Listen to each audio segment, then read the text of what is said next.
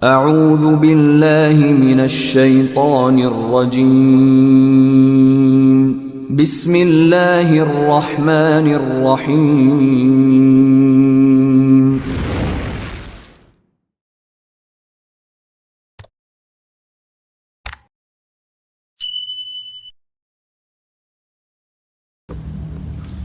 Bismillahirrahmanirrahim. Assalamualaikum warahmatullahi wabarakatuh. Alhamdulillahirabbil alamin. Alhamdulillahilladzi hadana li hadza wa ma kunna linahtadiya laula an hadanallah. Asyhadu an la ilaha illallah wahdahu la syarika lah wa asyhadu anna Muhammadan abduhu wa rasuluh. Allahumma salli wa sallim ala sayyidina Muhammad wa ala alihi wa sahbihi ajma'in. La nabiyya wa la rasula ba'da, amma ba'd. Para jamaah tazkiyah mengaji yang insyaallah kita semua dirahmati Allah Subhanahu wa taala. Alhamdulillah wa syukurillah, kita senantiasa bersyukur kepada Allah Subhanahu wa taala. Karena Allah Subhanahu wa taala tidak henti-hentinya memberikan kita nikmat, terutama nikmat sehat, nikmat kesempatan. Mudah-mudahan nikmat sehat, afiat yang Allah berikan kepada kita gunakan untuk beribadah, ketaatan kita kepada Allah Subhanahu wa taala. Karena tujuan Allah menciptakan kita tidak dan tidak bukan hanya untuk beribadah. Wa ma khalaqtul jinna wal insa illa liya'budun. Tidaklah aku ciptakan jin dan manusia, kata Allah Subhanahu wa taala, melainkan hanya untuk beribadah kepada Allah Subhanahu wa taala. Dan bagi jamaah yang mungkin sedang sakit, semoga Allah Subhanahu wa taala memberikan kesembuhan dan mudah-mudahan penyakitnya menjadi penggugur dosa-dosanya insyaallah. Salam dan salam kita sampaikan kepada baginda Rasulullah sallallahu alaihi wasallam dengan ucapan Allahumma shalli ala sayyidina Muhammad wa ala ali sayyidina Muhammad. Jamaah tazkiyah mengaji dirahmati Allah Subhanahu wa taala.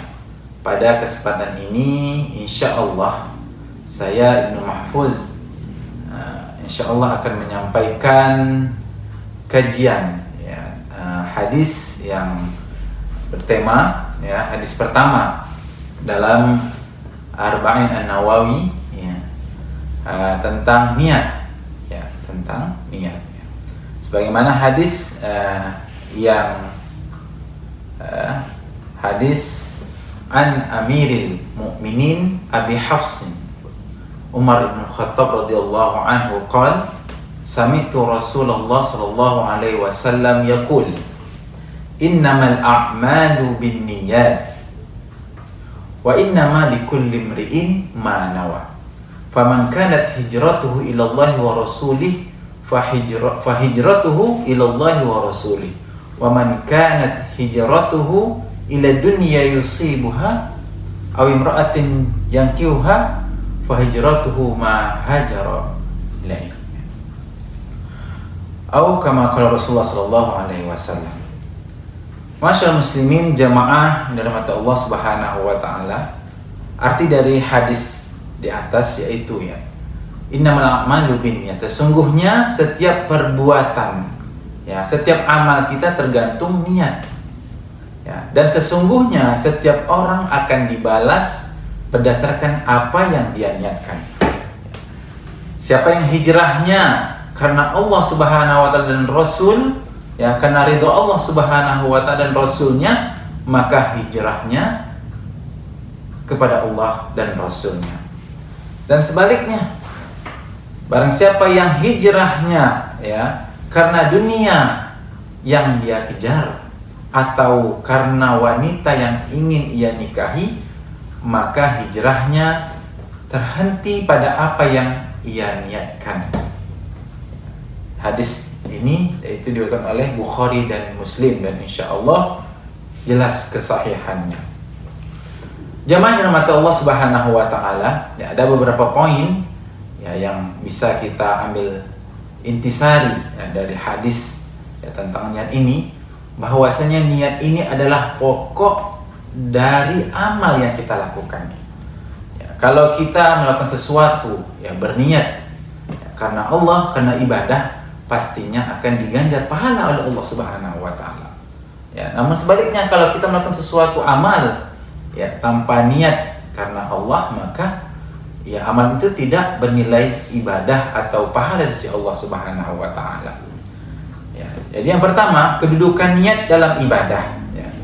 Ya, niat dalam bahasa berarti al-qasdu atau keinginan, tujuan. Jadi niat ini ada dua fungsi ya. Ya, niat ini pembeda antara ibadah dan kebiasaan yang kita lakukan. Ya, misalnya ada orang yang tidak makan atau menahan diri dari makan dan minum ya dari terbitnya fajar, dari subuh ya hingga sore hari, hingga maghrib ya. Dia berniat untuk puasa, maka dia akan mendapatkan nilai pahala. Sebaliknya, ada orang yang menahan diri untuk tidak makan, tetapi tujuannya hanya untuk diet, misalnya diet ya, supaya lebih ramping ya. Tidak berniat untuk puasa, maka apa yang dia lakukan itu tidak bernilai ibadah di sisi Allah Subhanahu wa taala, atau tidak bernilai pahala di sisi Allah Subhanahu wa taala. Sama juga niat ya. Jadi ada sholat 2 rakaat sebelum subuh dan sholat 2 rakaat subuh. Nah, dua-duanya ini memiliki niat, tetapi ya nilai pahala sholat qobliyah sebelum subuh dengan sholat subuh berbeda. Nah, jadi sama-sama 2 rakaat, tetapi karena niatnya satu sholat sunnah, satu sholat wajib, maka nilai pahala si Allah Subhanahu wa taala itu berbeda.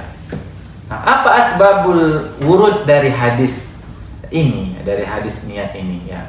Ternyata ketika pada masa hijrah para sahabat Nabi Muhammad SAW ya dari Mekah ke Madinah, itu ada sahabat Nabi yang niat hijrahnya bukan karena Allah Subhanahu wa taala. Ada seorang sahabat yang disebut Rasulullah dengan nama Muhajir Ummu Qais ya, Muhajir Ibnu Qais, orang yang hijrah karena Ummu Qais.